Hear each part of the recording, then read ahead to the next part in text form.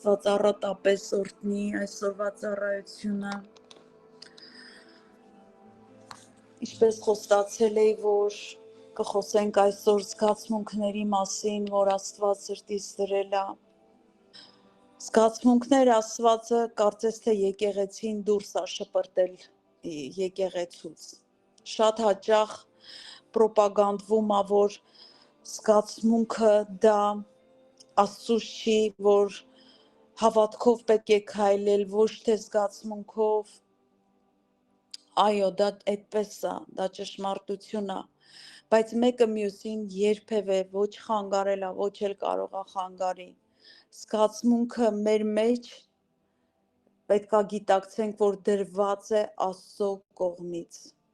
Նորից եմ ուզում ասել, Սատանան չի արարել մեզ, Աստված է մեզ արարել եւ մեզ արարելով Աստված մեզ երրորդության պատկերով է ստեղծել եւ դա մարմին, հոգի եւ շունչն է եւ շունչը դա այն զգացմունքային այդ ամեն ինչը գտնվում է շնչի դաշտում։ Իհարկե ամենավտանգավոր դաշտն է միտքը, շունչը, որտեղ որ չարը կարող է հարձակվի եւ հենց այդ պատճառով է, որ եկեղեցին շատ հաճախ արգելում է զգացմունքային լինելը, բայց դրա հետ մեկտեղ կորցնում են զգայունությունը Սուրբ Հոգու եւ նրա շարժը ըմբռնելու եւ ավելի խորը գնալու, որտեղ եթե չլինի զգացմունքայնություն աղոթքի մեջ, փառաբանության մեջ, երկրպագության մեջ, դա դառնում է կրոնական, դա դառնում է սովորական, անգիրարված, որտեղ չկա ոչ մի զգացմունք։ Այսօր ուզում եմ մի փոքր խոսեմ այդ մասին, որ նաև Աստվածաշունչն է սովորացնում, որ մենք պետք է զգացմունքներին տեղիք տանք, երբ որ կարիք կա, եւ Տերն ինքը նաև զգացմունքներ ուներ։ Բոլորի շատ հայտնի մի համար Ժողովողի 3-րդ գլխի 4-րդ համարից եմ ուզում կարդամ, ամբողջ 3-րդ գլխի առաջին մասը խոսում է տարատեսակ զգացմունքների մասին, որոշումների մասին, բայց 4-րդ համարը միայն զգացմունքների մասին է խոսում եւ ասում է ժամանակ կա լացելու եւ ժամանակ կա ծիծաղելու, ժամանակ կա սգալու, ժամանակ կա պարելու, ժամանակ կա քարեր դեն գցելու եւ ժամանակ կա քարերը ժողովելու, եւ ժամանակ կա գրկելու եւ ժամանակ կա գրկից հեռացնելու։ Գիտես, մասնավոր առաջի մի քանի համարները դրանք որոշումներ չեն, դրանք զգացմունքներ են, երբ որ մենք լացում ենք։ Լացելը որոշում չի, քույրեր ջան, հավատք չի, լացելը դա շնչի դաշտից, էմոցիոնալ, զգացմունքային դաշտից եկած զգացմունք է։ Ծիծաղելը նույնպես, փաստորեն Տերն ասում է, որ մենք կարելի է ծիծաղենք եւ լացենք։ Դե շատ եմ նաեւ հաճախ տեսել, որ ասում են հոգեվորները չեն լացում։ Հոգևորները, երբ որ մարդը ննջում կամ մահանում, նրանք չեն լացում, որովհետև մասնավոր նրանք, ովքեր գնում են երկինք, ինչ կա լացելու, գնացին ավելի լավ տեղ։ Ցավոք սրտի ես համամիջ չեմ։ Դա նույնպես կրոնի վարժեցում է, կրոնական վարժեցում է։ Դա աստվածաշնչյան չի։ Երբ որ 5 տակարանը կարդում ես, այնտեղ գրված է եւ Հակոբը մահացավ եւ նրանք 30 օր, կարծեմ 30 գիշեր սուքի օրեր հռչակեցին եւ լացեցին։ Եվ բոլոր հոգևոր հայրերի համար այդպիսի որոշումներ ունեին, լացելու օրեր ունեին։ Անկամ հրեական ավանդույթի մեջ կա, որ կանչում էին լացող կանանց, որոնք գալիս էին եւ լացում էին եւ լացացնում էին, դա եթե քիշեք մենք հայկական այդպիսի մի հատ ֆիլմ ունենք, որ հրավիրում են 3 կանանց եւ ուզում են տեսնեն, որին ընտրեն, որն է լավ լացում, որպեսզի թաղմանը հրավիրեն վճարովի լացեն իրենք։ Սա վերցրված է նաև հրեական ավանդույթից։ Նրանք ունեին այդ սովորությունը, որպեսզի մարդու ներսը չքարանա, որ մարդիկ կարողանան լացեն, մանավանդ հարազատները, որովհետև բժշկական տեսանկյունից հայտնաբերված է, որ արցունքները ազատագրիչ, բժշկիչ զորություն են կրում իրենց մեջ, եւ դա Աստված է այդպես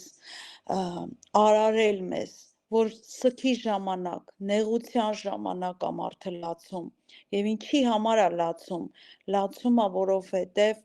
բժշկության ազատագրման շարժ է գրանցվում իր օրգանիզմում այդ ժամանակ։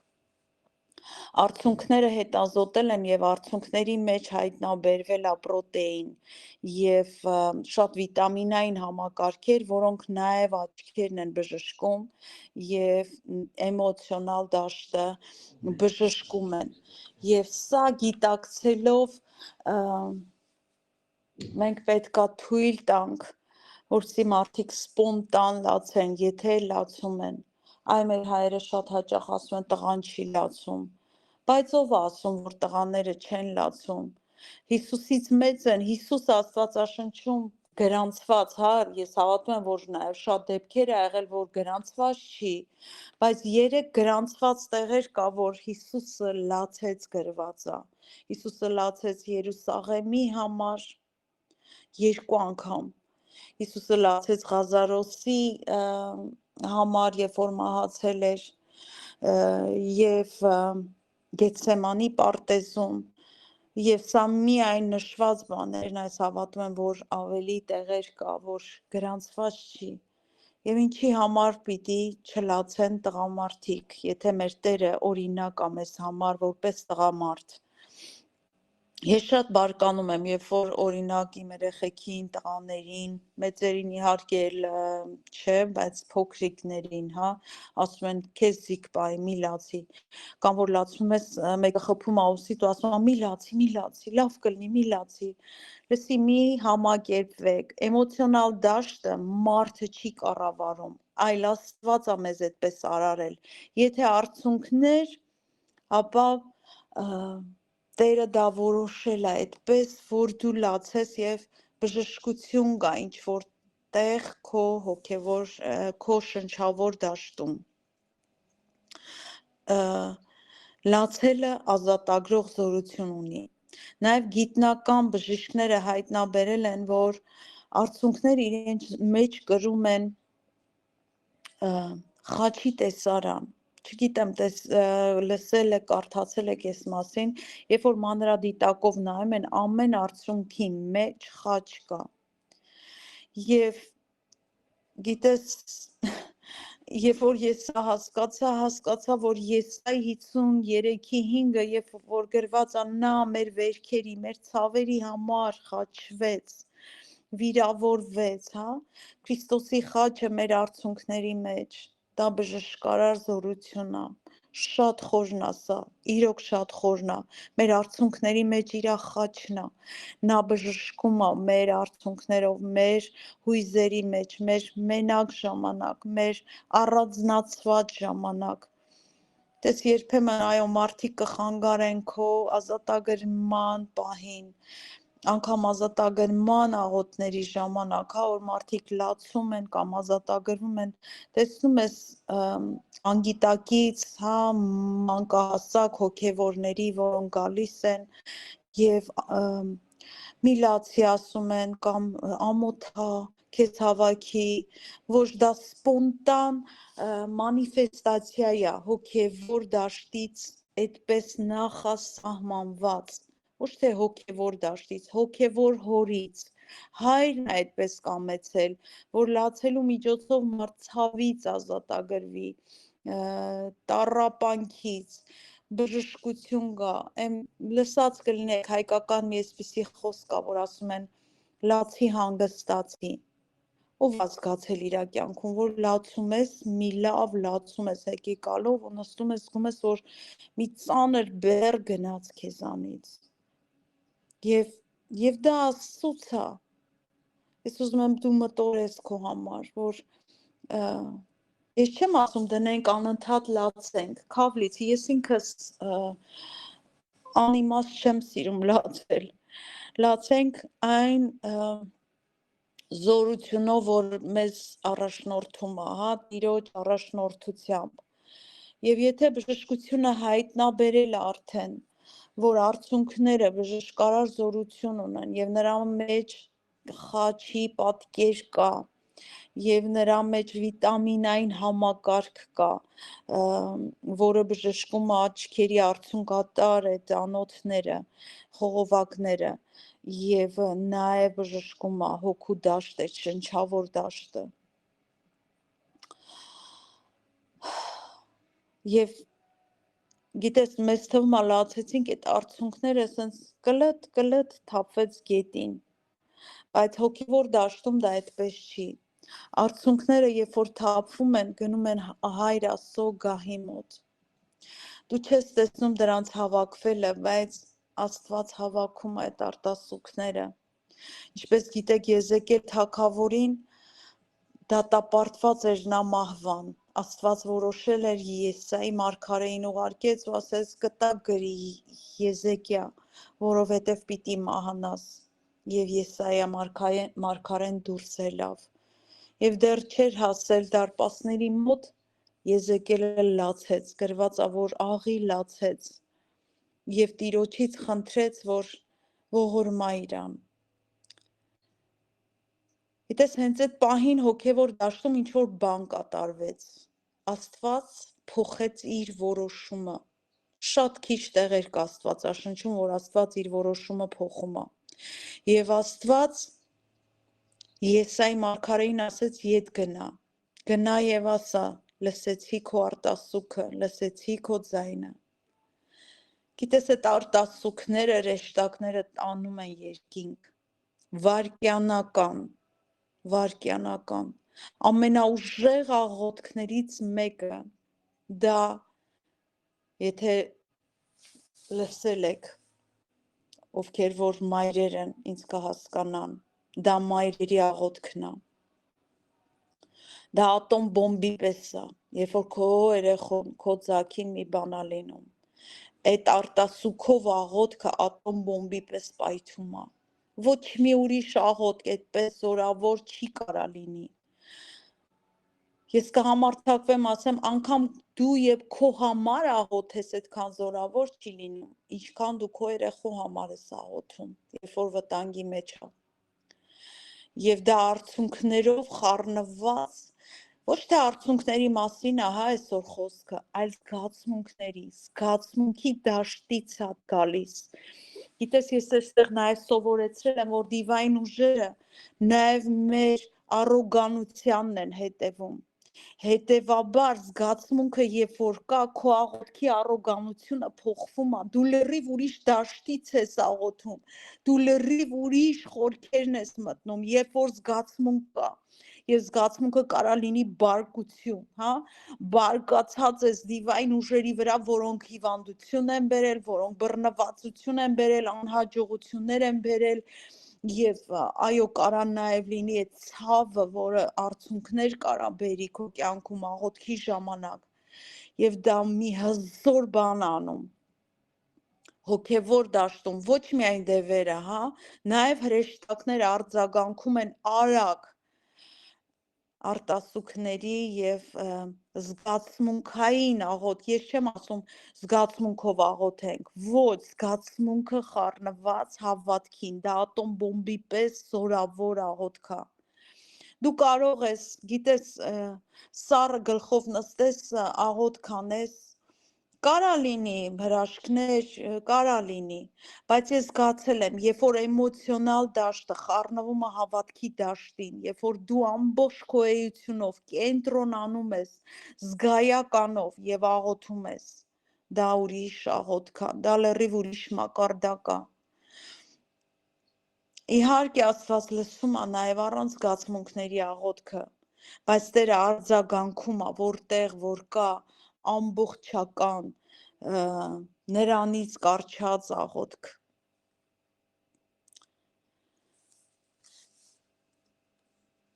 Եվ միակ տեղն է, որ միակ չէ, մի քանի տեղեր Մովսեսի ժամանակ էլ Աստված փոխեց իր ծրագիրը, որ Եսային գնաց ասեց, Աստված քո կյանքի վրա 15 տարի ավելացրեց, ապրիր։ Արտասուքները, զգացմունքով, հավատքով եղած աղոթքը փոխում է Աստծո ծրագրերը նաև։ Հասկանում եք։ Եթե Եզեկել թագավորը չաղոթեր, չլացեր, ոչինչ չէր փոխվելու, նա մահանալու էր, հավատացեք մահանալու էր։ Ահա թե ինչ են անում աղոթքները։ Աղոթները հեղաշրջում են անում հոգևոր դաշտում, երբ որ մենք կանգնում ենք մեր տեղում, Աստված էլ կանգնում է մեր կողքին։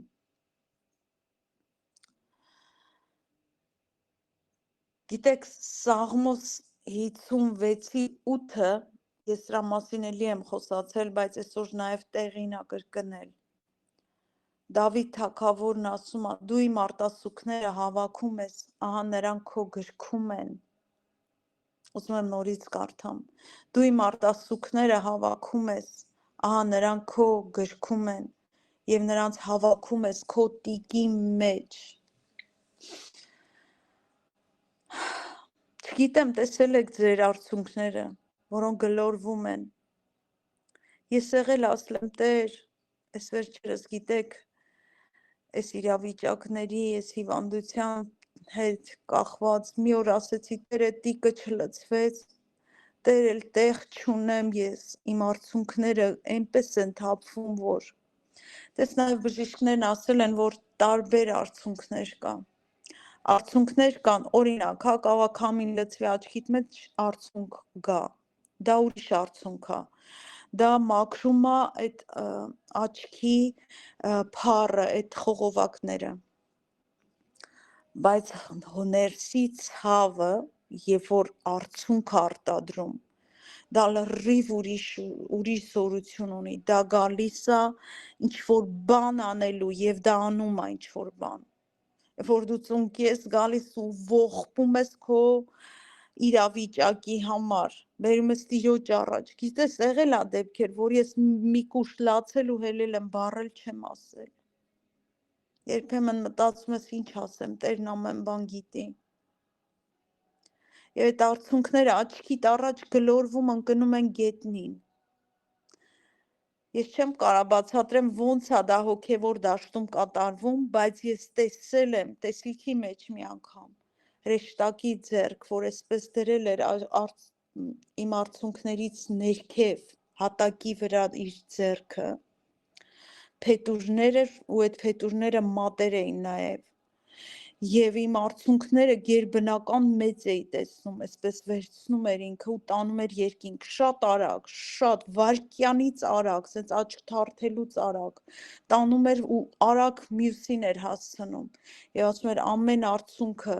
պետք է իր նշանակետին հասնի, և տանում էր երկինք, և անցան տարիներ իմ վրա մարգարեացան այս համարը, որ Աստված քո արտասունքները հավաքում է իր տիկի մեջ։ Եվ այս դեպքերից հետո ես այդ մարգարեությունները, որ միգուցե 7 տարի առաջ էր իմ վրա արվել, նոր հասկացա, որ նաև այս ժամանակաշրջանին է դա վերաբերվում։ Գիտես, այնպես չի, որ դու նստում ես լացես, որ հրեշտակները տանեն արցունքներդ տիկի մեջ հավաքեն, ոչ, այդ արտասունքները հոգու ցավից է, զգացմունքի, տառապանքի տեղից է գալիս, և դա նույնպես, հա, նույնպես հոգևոր դաշտը տեսնում է, ինչ տեսակի արցունք է, դու կարող ես սոխ կտրես ու լացես, դա ուրիշ է, հասկանում եք, չէ ինչ եմ ուզում ասեմ, ահա թե որտեղ են գնում մեր արտասուքները,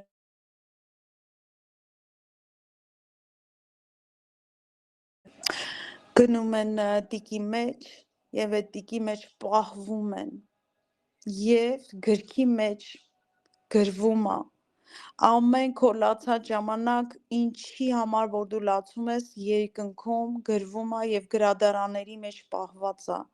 Սա Դավիթն ասում։ Այս դեպքում կարելի ասել Դավիթ մարգարեն, որովհետև Դավիթը իրականում մեծ կոչումներով մարդ էր։ Նա թագավոր էր, նա մարգարե էր, նա օծյալ էր, երգահան էր, երկրպագու էր, չգիտեմ, ամեն բանի մեջ, ինչը որ շատ կարևոր է Աստծո համար, նա ուներ այդ պարգևները։ Եվ գիտեք, հրեաների մոտ, ովքեր չգիտեն, իհարկե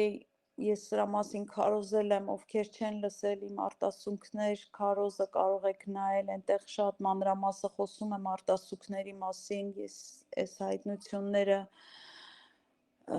Տերն է ինձ բացել, չգիտեմ ինչի համար, երևի թե որ ժամանակին հասկանամ արդյունքների, արտասուքների կարևորությունը։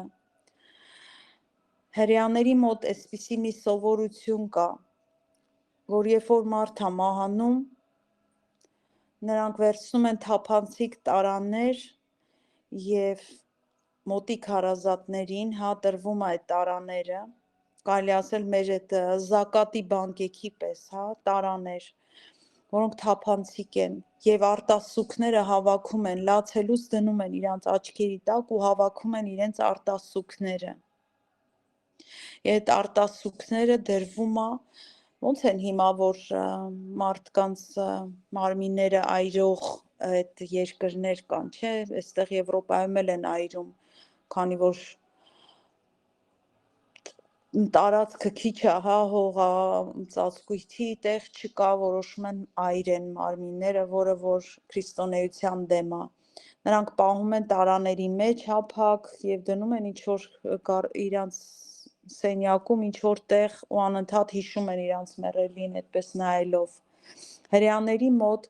այդպիսի մի սովորություն կա, որ իրենց արտասուքները այդպես պահվում է եւ անընդհատ նայելուց այդ արտասուքներին հիշում են այդ ցավը, այդ օրը, այդ հարազատին, այդ տառապանքի օրը։ Եվ հենց այս սովորության համաձայն է Դավիթը այսպես խոսում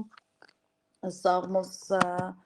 56-ը, շատ սիրում եմ այս Սաղմոսը ես ինքս եւ մասն է որ որովհետեւ ին վրա մարգարեացել են այս Սաղմոսը 56-ի 8-ից Իմ թափառելը դու համրում ես, իմ արտասուքները դիր քո տիկի մեջ, ահա նրանք քո գրքում են։ Եվ սա Դավիթը գրել է, երբ որ թշնամիներ ուներ, բավական եւ հարձակումների տակ էր եւ օծված թագավոր, բայց թափառական էր, գժի պես էր իրեն պահում եւ այլն եւ այլն։ Նրա կյանքում տառապանքներ շատ է եղել, Տիրոջ ձեռքի ծանրությունն էլ զգացել իր մեղքի պատճառով եւ այստեղ հրեական սովորության համաձայն Դավիթն ասում է իմ արտասուքները դիր քո մոտ եւ դրված է իր մոտ եւ գրված է որ նա պահում է մեր արտասուքները տիկի մեջ իր մոտ եւ երբ որ Աստված նայում է այդ արտասուքներից հիշում է քո տառապանքը քո ցավը եւ օգնություն է ուղարկում Մտքից հետո սկսում ենք մեր զգացմունքները սնել Դա քո հոգևոր վիճակից է կախված, թե ինչ էմոցիաներով ես քեզ սնում։ Ինչպես գիտեք, անցած ծառայությանը խոսեցինք մտքի դաշտի մասին, որ ամենակարևորն է, ամեն բան սկսում է մտքից, եւ մտքից հետո զգացմունք է իջնում։ Երբ որ դու մտքերդ արդեն ուշադիր ես եղել եւ հոգևոր մտքերով ես քեզ լցրել, անհնարին է դու սխալ զգացմունքային շնչավոր դաշտ ունենաս եւ սխալ արտասուքներ կարա լինի սխալ արտասուքներ հիստերիա մարդիկ որոնք ընկնում են ինչ որ հոգեբանական այդ ընկճախների մեջ, դեպրեսիաների մեջ անընդհատ լացում են, սրա մասին չի խոսքը, հասկանում եք, այլ քո տառապանքը Տիրոջ առաջ տանելու արտասուքով, զգացմունքով, Տիրոջից վերցնելու, կառչելու նրանից։ Եվ ամեն բան մտքի դաշտից է սկսում, երբ որ դու սնուցես քո զգացմունքները ճիշտ, քո էմոցիոնալ դաշտը նույնպես Տիրոջ առաջ կգնա ճիշտ։ Այս դեպքում չի լինի զգացմունքային աղոթք, այլ կլինի հզոր ատոմ բոմբի պես պայթացնող մի աղոթք, որը կպայթացնի դիվային համակարգին, որը կակտիվացնի հրեշտակներին, որը կշարժի Տիրոջ սիրտը, Տիրոջ որոշումը։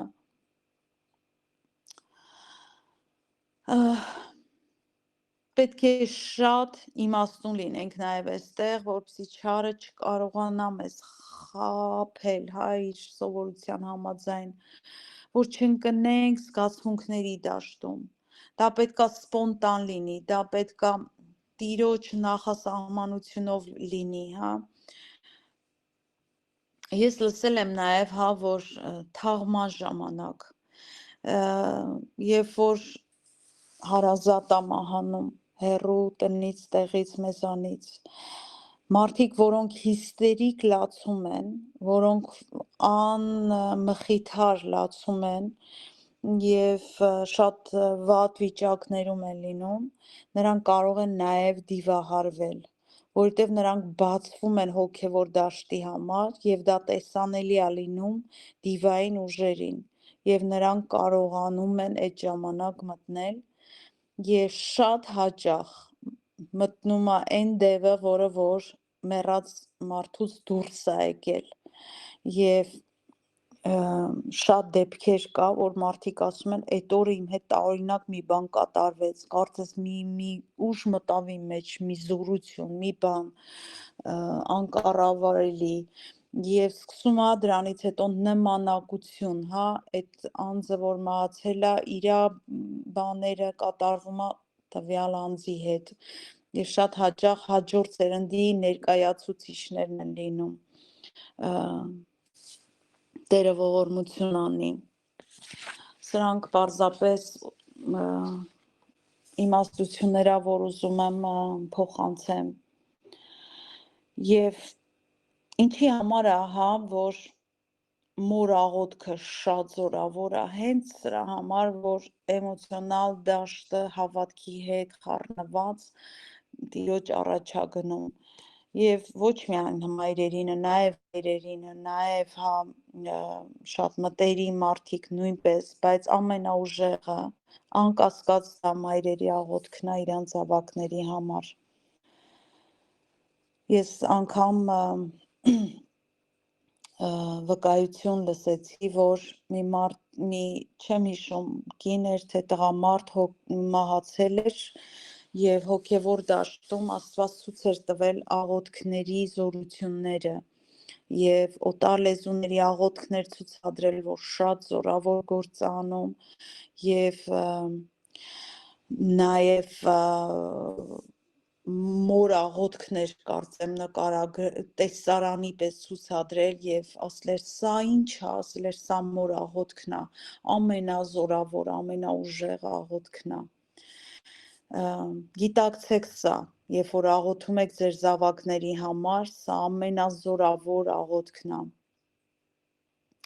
Մեր հոգևոր դաշտը, դա կլինի դիվային ուժեր, հրեշտակներ, Աստված, ամեն մեր զգայականը ընկալվում է այնտեղ։ Դա քեզ ա թվում, որ դու դիվանիդ նստել ես, ինչ-որ բան ես հիշել ու լացում ես ու անցավ գնաց մոռացվեց։ Հոգևոր դաշտը դա տեսնում է որպես բաց դուռ, չարը այդպես է ընկալում շատ հաճախ, հրեշտակները տեսնում են, որ ինչ-որ մեկը կանչում է իրանց, ձայն են լսում և հասնում են։ Աստված լսում է կետ առ կետ քո էմոցիոնալ դաշտի առանց բառերի Տերը լսում է քեզ և որոշում է կայացնում ինչ անի քեզ համար։ Երեք գիշեր աղոթում էի եւ կրկին շատ հուզական էր աղոթքս, լացում էի Տիրոջ ներկայության մեջ եւ Տիրոջից խոսք խնդրեցի, այս խոսքը շատ անգամ եմ կարդացել, բոլորս են կարդացել, հա, բայց այս ձևով առաջի անգամ բացվեց ինձ, քանի որ թեման նաեւ վերաբերվում էր արցունքներին։ Հովհաննեսի 20-ի 11-ից 18-ը ամբողջը չեմ կարդա, ովքեր ուզում են կարող է կարդալ, գիտենք այս պատմությունը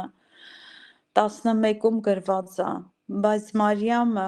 գերեզմանի մոտ կանգնած էր, դուրսը եւ լաց էր լինում, ծռեց, մտիկ տվավ գերեզմանի մեջ, լացելով մտիկ տվավ գերեզմանի մեջ եւ տեսավ երկու հրեշտակ սպիտակ հանդերձներ նստած, մեկ գլխի կողմը եւ մյուսը ոտքերի կողմը, որտեղ որ Հիսուսի մարմինը դրված էր։ Եվ նա ասաց նրանց, եւ նրանք ասացին նրան, ով կին, ինչու ես լաց լինում, նրանց ասաց, նրա համար, որ իմ Տիրոջը վեր առան եւ չգիտեմ թե ուր են դրել, եւ երբ որ սա ասեց, դարձավ իր հետի կողմը եւ Հիսուսին տեսավ կանգնած եւ չգիտեր թե Հիսուսն է։ Հիսուսն էլ նրան ասաց, կին, ինչու ես լաց լինում, ում ես որոնում։ Նա էլ կարծելով թե պատասպանն է, ասեց նրան, Տեր, եթե դու ես վեր առել նրան, ասա ինձ, ուր ես դրել նրան, որ ես վեր առնեմ նրան։ Հիսուսն էլ նրան ասաց, Մարիամ, եւ նա դարձավ եւ ասաց նրան, Ռաբունի, որ թարգմանաբար վարդապետ էր նշանակում։ Չեմ ուզում ամբողջը կարդալ, գիտենք բոլորս, բայց տեղին էր այսօր կարդալ այսքան մասը։ Եթե Մարիամը կարող էր գնալ գերեզման, խուճապի մեջ լինել, որ չկա մարմինը, վազեր գնար աշակերտների մոտ եւ ասեր չկա Տիրոջ մարմինը, եկեք գնանք տեսնենք ինչ ենք անում։ Բայց հենց այս արցունքների մասին է խոսքը։ Երբ որ նա լացեց, նա հանդիպում ունեցավ հրեշտակների հետ եւ Հիսուսի հետ։ Ինչ է ձեզ թվում, եթե Մարիամը վազելով գնար կունենար այս հանդիպումը Եզեկիելի պես, եթե չլացեր, կփոխվեր արդյոք իր իրավիճակը։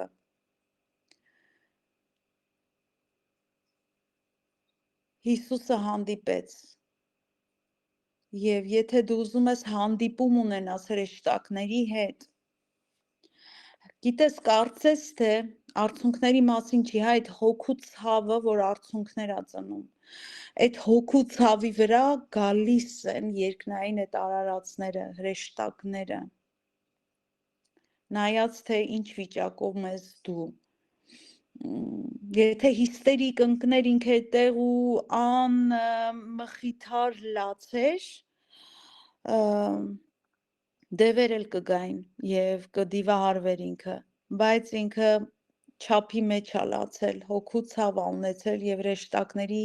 հանդիպում ունեցավ եւ զրույց։ Շատերն ասում են հրեշտակները չեն խոսում։ Ամբողջ Աստվածաշունչը, հայտնությունը, Դանիելի եւ մարգարեների թղթերը, գրքերը լեփլեցուն ա, որ հրեշտակները խոսում են։ Եվ մարդն էլ ա խոսում հրեշտակների հետ եւ հրեշտակները հետ են պատասխանում։ Սրանք աստվածաշնչյան ուսուցումներ չեն, շեղված ուսուցումներ են, վախկոտ ուսուցումներ են։ Աստվածաշունչը նման բան չի սովորացնում։ Մարիամը հարց տվեց, ասում են հրեշտակի չի կարելի խոսել։ Իրոք պատրենք ես համարներ աստվածաշնչյան այս թերթերը։ Հայտնության գլուխը հարց ու պատասխան ամբողջ հրեշտակների է, Դանիելը եւ այլն, սա աստվածաշնչյան չի, նա զրույց ունեցավ հրեշտակների հետ, զրույց ունեցավ մեր Տեր Հիսուս Քրիստոսի հետ, Եթե ուզում ես քո իրավիճակում Քրիստոս հայտնվի, զրույց անի քո հետ, դու պետք է սառած չլինես, կոպիտ ասեմ, դու պետք է էմոցիոնալ, ամբողջական բացվես Տիրոջ համար, պետք է ամբողջ քո էությունդ, նաև ուրախության մասին ասա, հա, ոչ միայն լացելու մասին, նաև ուրախանալու, ժողովողի մեջ որ ասում է ամեն բանի ժամանակ կա ուրախանալու, ժամանակ կա լացելու, ժամանակ կա սգալու, ժամանակ կա պարելու, Աստվածաշունչը սովորացնում է պարել, ուրախանալ, այ մեր հիսունական շարժին պատկանող բաները, գիտեք, մեզ անվանում են հեշտասիրական եկեղեցի, բայց քավ լիցի, Աստվածաշունչը կիսատ եք կարդում, սիրելի քույր եղբայրներ, Աստվածաշունչը լեփլեցուն է, որ Դավիթը պարեց, Սողոմոն սովորեցրեց հա այստեղ պարել, ուրախանալ, ես հիսունականների հարսանիք եմ գնացել, կարելի էր ասել դա հարսանիք չէր, դա չգիտեմ ինչ էր, Տերը ողորմություն անի, ուրախանալու ժամանակ պետք է լիարժեք ուրախանալ, Քրիստոս հարսանիք գնաց, ուրախացավ, գինի սարքեց, խմեցին, ուրախացան, ես չեմ ասում խմենք ուրախանանք, ոչ, դրա մասին չի խոսքը, բայց նա չարգելեց, ասեց մեկը եկավ, որ առանձնացված էր, ասեցին, որ ոչ ուտում է, ոչ խմում է, Հովհաննես Մկրտիչի համար, Հիսուսի համար էլ ասեց, և մեկն եկավ, որ ուտում էր, խմում էր, նրան էլ չընդունեցին, այսինքն արգել չկա ուրախության մեջ, ուրախություն այո հոգու դաշտից է գալիս և դա արտահայտվում է նաև մեր երկրպագության, փառաբանության մեջ, ծափերով, պարերով, ինչպես Դավիթն արեց և Դավիթ թագավորը Աստծո սրտին համարժեք, հաճելի մարդ էր, որտև կատարում էր բոլոր Աստծո կամքը, եթե Տերը կասեր, այս պարելդ մի տեսակ սրտովս չի, գիտես Դավիթ, արի մի պարի, ոչ Աստված ասում է, նա անում է բոլոր իմ սրտի ցանկությունները, նաև պարելը, նաև ծափ տալը, նաև ուրախանալը, սա Աստվածաշնչյան է, և լիարժեք այս ամեն ինչի մեջ տրվելը, դա բերում է հոգու դաշտի աջակցություն քեզ, նրանք միառժամանակ խառնվում են քո փառաբանությանը, երկրպագությանը, սգի այդ աղոթքի, տառապանքի ժամանակ նույնպես։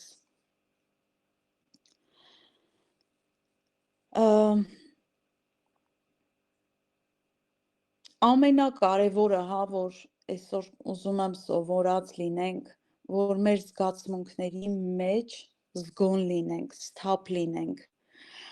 չեմ ասում այն մարդկանց, որոնք ազատագրման ընթացքի մեջ են, դու չես կարող այդ ժամանակ ասել, վայ քեզ մի հատ հավաքի,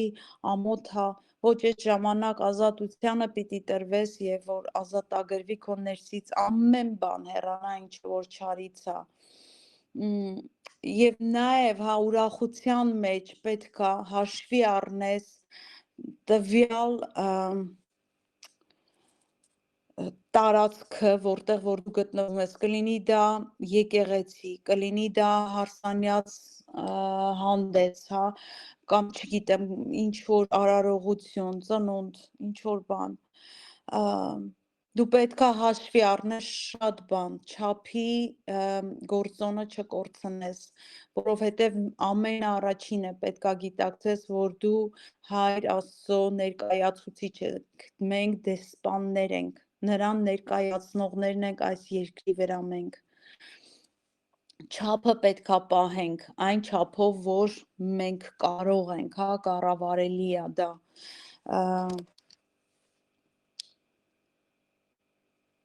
և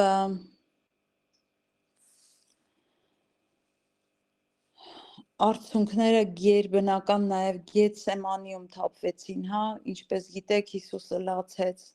և ինչի համար լացեց, նույն պրինցիպով, որտև նրա մեջ ահա որ ցավ կար, ահա որ ամբողջ աշխարհի ցավն էր ինքը կրել, Եվ գրված ա, որ արյան կաթիլների պես էին։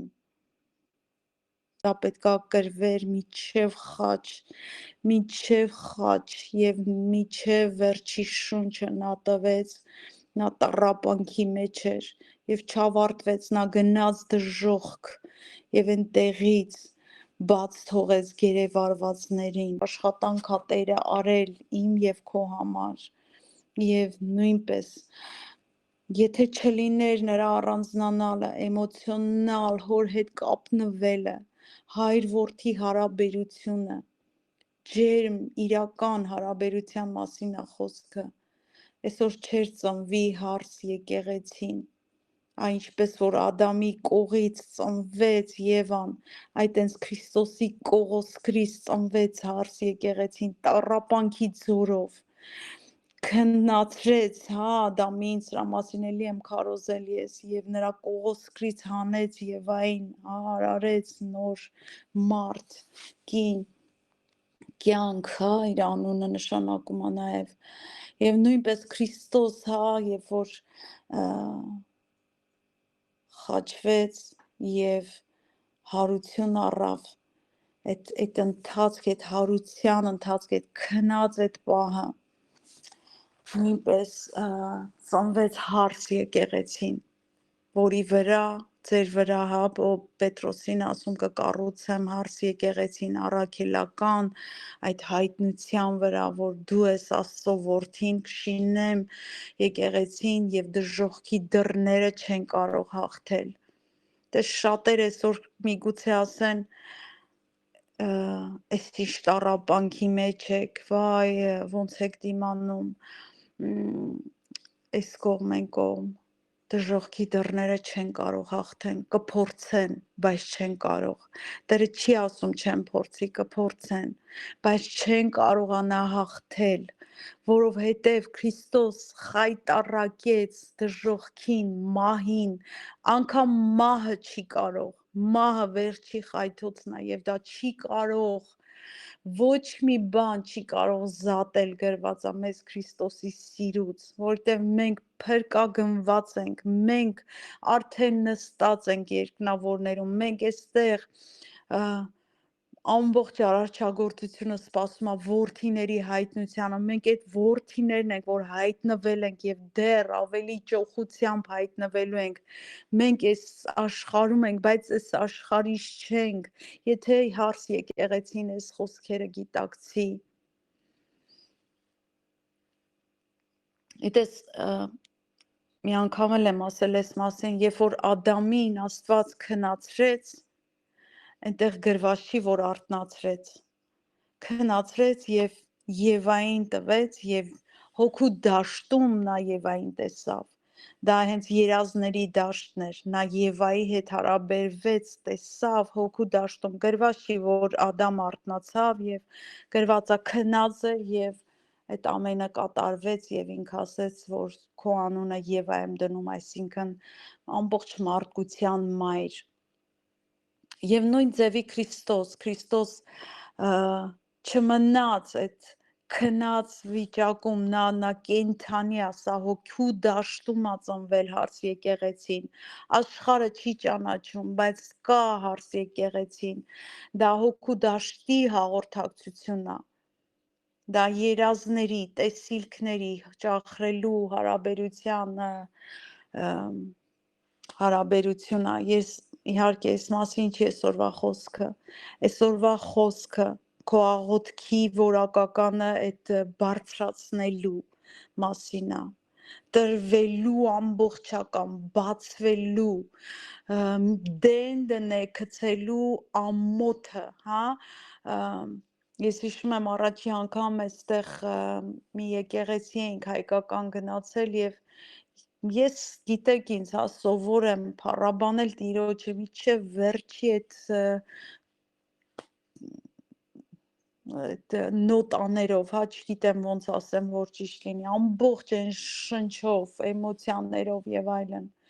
Եվ ընդհանրապես չի հետաքրքրում մարդիկ ինձ լսում են, տեսնում են, կարող է, չափի մեջ ինձ զսպեմ, եթե փոքրիկ խումբ է կամ ուրիշ տեղ ես, հա, դու այնտեղի ծառայողը չես, քեզ պետքա պահես այդ տան համարժեք։ Չէի նկատել, որ նկատել են մեզ 3 հոգով էինք եւ վերջում փառաբանության հատուկ խումբ էր եկել այդ եկեղեցին, մոտիկացան մեզ ու ասցին «Վաու, ձեր փառաբանն էլ է երկինք ա ճեղքում, էդ ինչ արեցիք դուք»։ Ու գիտես, էդի ես որ տունը փառաբանում եմ, դրա տասնապատիկն եմ իմ տիրոջը փառաբանում, առավել, որտեվ նա արժանա, քույրեր ջան, եղբայրներ, ովքեր որ կլսեն, նա արժանա, որ իրան միջև են վերջի ճիչդ, վերջի էմոցիաներդ, վերջի այդ ամեն ինչդ տաս իրան, ամբողջ փառքը տիրոջը։ Ես երբեմն որ տեսնում եմ, որ փառաբանողներ ասում են, խնդրում եմ ոտքի կանգնեք, փառաբանեք, ծափ տվեք, լսի դա պիտի չասվի, դա պետքա քո ներսից բխի, դա պետքա քո ուղնուցուցքը երկրպագու պետքա լինի։ Աստված քարոզիչներ, ավետարանիչներ չի որոնում, նա որոնում, անգամ մարգարե չի որոնում, նա որոնում է երկրպագուներ, որոնք որ էմոցիոնալ ամբողջ էությունով են պաշտում, որ կերկրպագեն հոգով եւ ճշմարտությունով, ամբողջ էությունով։ Ես այսօրվա մեսիջն է, որ Տիրոջը տրվես ամբողջ քո էությունով, աղոթքներդ շաղախված լինեն զգացմունքներով, էմոցիաներով եւ ամենակարևորը հավատքով, չտեսած բաները տեսածի պես կանչելով։ Ամեն։ Ես այստեղ էլի եմ ասել, ինչ հաճախ ասում են աղոթած բանի համար էլի աղոթենք։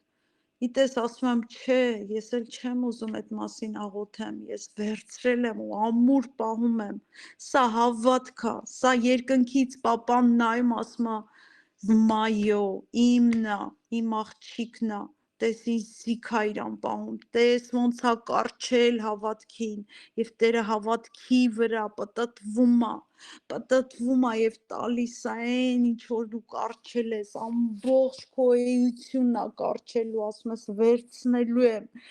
այնպես արյունահոսող այդ կինը, որ խայտառակվելուն պատրաստ գնաց, ասեց ինչ է լինի, պիտի կպնեմ Հիսուսին, պիտի կպնեմ նրա։ Դες եթե բռնեին իրան քարկոծելու էին, կարծեմ այդպիսի օրենք կար ղևտացիներին ուղված թղթում, բայց նա գնաց կպավ եւ վերցրեց իր բժշկությունը։ Պետք է այսինքն ռադիկալ լինենք, անկոտրուն գնանք Տիրոջ առաջ, վերցնենք այն ամենը, ինչը որ մեզ է պատկանում, ինչ էլ արժենա, պետքա Տիրոջը կառչենք, Տիրոջից կառչենք մեր ամբողջ էությունով։ Հայր, շնորհակալ եմ այս խոսքի համար, այն ընթացքների համար, որ սովորեցրել ես այս խոսքերը ինձ, Տեր, շնորհակալ եմ եւ դեռ սովորեցնում ես եւ սովորեցրել ես այսօրվա համար, շնորհակալ եմ Տեր, գոհանում եմ քեզանից, Հայր, խոնարհվում եմ քո առջև, Հայր երկնային, օրհնիր Տեր ամեն լսողին, թող զորավոր լինենք, թող քաջ լինենք, թող քեզ նման քո զավակները լինենք, Տեր, օրհնիր ամեն մեկին, ովքեր նեղության մեջ են, ովքեր որ տառապանքի մեջ են, ովքեր մահվան շեմին են հասել, քաղցկեղի հետ են պատերազմում, դեմ են պատերազմում, ովքեր որ դեպրեսիաների, սուիցիդալ մտքերի մեջ են, երիտասարդներ, որոնք որ շեղվել են, գողացվել են, արմատախիլ են եղել, Տեր, ողորմա Տեր, ձայն չունեցողների համար մենք ձայն ենք բարձրացնում, Տեր ողորմյա, Տեր հասցիր եւ օգնիր բոլոր բալիկներին, որոնք տառապում են այսօր, որոնք ցավի ու նռալու մեջ են, Տեր, հասցիր ուղարկիր հրեշտակներ, թող բերեն օրգաններ, թող վերականգնեն իմուն սիստեմները, Տեր, իմունային համակարգը, թող որ գերբնականը հպվի, Տեր, թող երկինքը հպվի երկրին, Տեր, թող երկնքի միջամտություն լինի, Տեր, զորությունը թող հպվի, Տեր, զորացրու, Տեր, նաև մեր հավատքի, աղոթքի կյանքը, թող որ մի մակարդակ էլ բարձրանա, Տեր, թող որ հոգևոր դաշտից մենք հափշտակողներ լինենք, գրված է ուժեղները կհափշտակեն, Տեր, զորացրու ուժեղների թիմին պատկանենք, ոչ միայն ասենք հաղթողի թիմից ենք, ուժեղների թիմից ենք, այլ իրականում լինենք, Տեր, ոչ թե խոսենք հավատքի մասին, այլ լինենք հավատք կրողներ, ոչ թե երկրպագություն սովորեցնենք, այլ լինենք երկրպագուներ, Տեր, լինենք Դավիթներ, Տեր, լինենք Հիսուսի նման հասակին ձգտելով, լինենք, Տեր, Գայանեի ու Ռիփսիմեի պես, Տեր, լինենք այնպիսին, որ միջև վերջ են գնում անկոտրուն, ռաբասոքորոբոշիքանտա, Հիսուսի զորավոր անունով թող քանդված լինի չարի բոլոր պատնեշները, բոլոր տեսակի շինած ամրոցները քանդված լինեն, և ազատության հոգին ճախրել տա մեզ արծիվների պես քո վերելքներում, Տեր, խնդրում եմ, Տեր, օրհնությանդ անձրևները թափես ամեն մեկիս վրա, Տեր, որպեսզի զորությունից զորություն գնանք, Տեր, Տեր, այն ամեն գինը, որ մեր կողմից վճարվում է այսօր, Տեր, տուր հատուցում, օծություն, զորություն, փառք, Տեր, կարողություն, իշխանություն, տուր, Տեր, հատուցում մեզ, Տեր, այն ամեն ինչը, որ գողացվել է, հազարապատիկ հատուցում տուր, Տեր, մանավանդ քո զավակներին, Տեր, ծառայողներին, որոնց վրա այդքան հարձակումներ կա, Տեր, հատուցիր նրանց, Տեր, ուրախության յուղով, Տեր, ցնծության պատմուճանով, Տեր, զորացրու, Տեր, Հիսուս Քրիստոսի զորավոր անունով, շնորհակալ ենք այսօրվա համար, այս ժամերի համար, այս խոսքերի համար, որոնք որ քո շուրթերից էինք լսել, Տեր, և փոխանցում եմ, Տեր, շնորհակալ եմ քեզանից, թող փառավորվես Հայր, Որդի և Սուրբ Հոգի, Ալելույա, ամեն։